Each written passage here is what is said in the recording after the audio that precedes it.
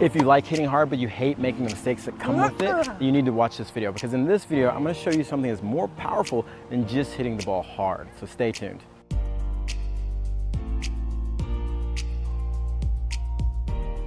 Like I said, in this video I'm going to show you something that's more powerful than hitting the ball hard. Hopefully you've been keeping up with this series talking about effortless power and when to use it. And we've talked so much about how to produce power, but one catch of producing more power is just you tend to make more mistakes. Now there's one thing that a lot of us are missing that the pros do all the time that when we're watching, we completely miss, and it's right in front of us. And that is how to manage time. The pros are masters at it. And when you start improving at your ability to master time, it's a game changer. So let me explain what is mastering time. Meaning the ability to take or gain time when you're either in charge or in trouble. Let's take a look at this.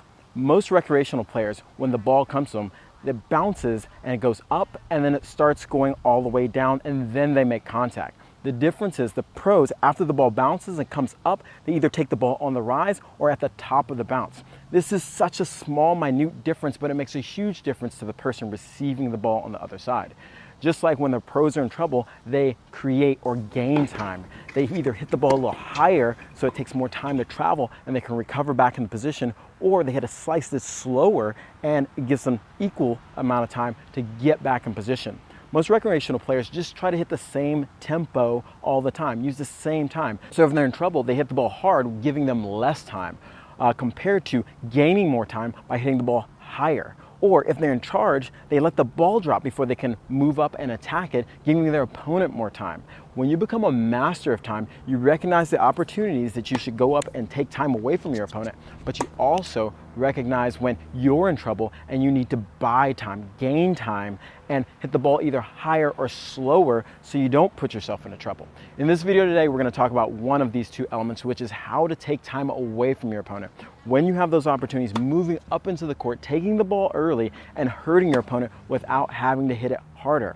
And the cool thing about this is pretty much just like hitting the ball harder without hitting the ball harder, and I'll explain why. Power is simply you accelerating the racket and making the ball travel faster, which acts as an element of time. And you can still maintain more accuracy, at least I think, than when you're trying to hit the ball hard. If you swing at the same rate that you're normally used to and take it a little bit earlier, you don't lose that element of trying to time the ball and making sure that you're hitting that right timing to hit the ball in the right spot. There's different categories of how you can take time away. There's taking time away by moving in and hitting a volley out of there, or there's equally taking time away and letting the ball bounce, but taking it on the rise or at the top of the bounce. So you have to be aware and select which one is best for the situation. So what does this look like? Your opponent hits you a short ball, you move up, and instead of letting the ball come up and down, you move into the court, take it early, and take time away from them. The beautiful thing about this is because they're already in trouble, you're just gonna multiply the amount of trouble they're in without having to take more risk by hitting the ball harder. Yes, there are times that you can hit the ball harder, but make sure you understand that hitting the ball harder is disrupting the time, and you want to aim for big targets. So if you don't know that, make sure you check out our last video where we talked about when you should be hitting the ball hard. This is huge, so you're not making this mistake. In this video, again, we're talking about how you can take time away. The beautiful thing about taking time away is you can actually do this anytime you're inside the court. So now let's talk about how do you take away time? What are the mental and physical steps that you need to understand to know when to take away time? First thing is awareness. Awareness is key. Reason I mean awareness is when your opponent hits the ball, you need to start being more aware of what type of ball you're going to receive. Now, do I mean like the moment they hit the ball, you're supposed to be aware? No. After they hit the ball, you should start to pick up on what type of ball you're going to receive before it comes on your side of the net. So if my opponent hits a short ball and it's coming over and I know that it's short, I should be moving in already expecting that ball to be a little bit shorter. That way, when the ball bounces, I'm ready to take it on the rise or at the top of the bounce. The second thing is you want to start thinking about risk and reward. Sometimes it just doesn't pay to try to take the ball early because you have to get up there. And most people, when they hear take the ball early, they think every ball should be taken early. Now, here's the thing. Here's how you figure out which balls are better to take early versus balls that are not better to take early. You have to get up to the ball and be able to be in position to take it early. If you have to take a lot of risk and have to really hustle up there and you're not going to be in great position to take it early, you probably shouldn't take it early. So this is the key about Number one, having awareness, and two, risk management.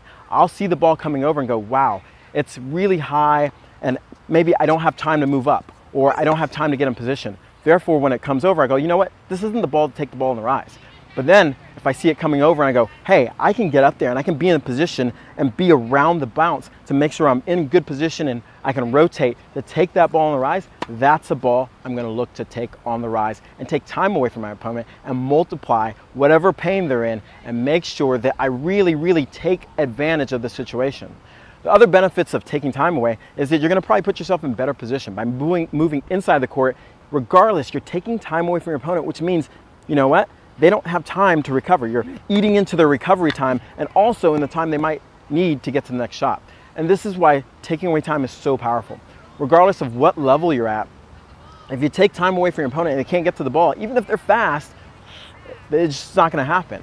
And this leads me to number three, the different ways you can take time away. You can take the ball out of the air. This is a great way of taking time away from your opponent. And you can combo this by either using it after your serve or with a ground stroke, meaning I can serve and volley, boom, and take time away. Serve and volley, even though it seems like it's a lost art, is probably one of the most profitable moves or tactics in tennis.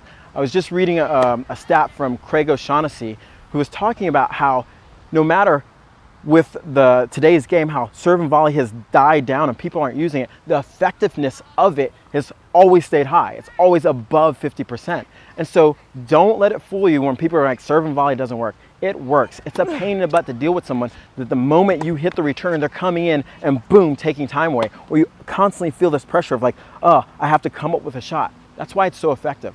Another way is to hit a ground stroke, and as your opponent's running and you see they're in trouble, moving forward, and then as they lift the ball up, if they're trying to gain time, taking more time away from them. Again, the reason they're lifting the ball up is they're trying to gain time to get back in position, and when you see that, you want to take that time away.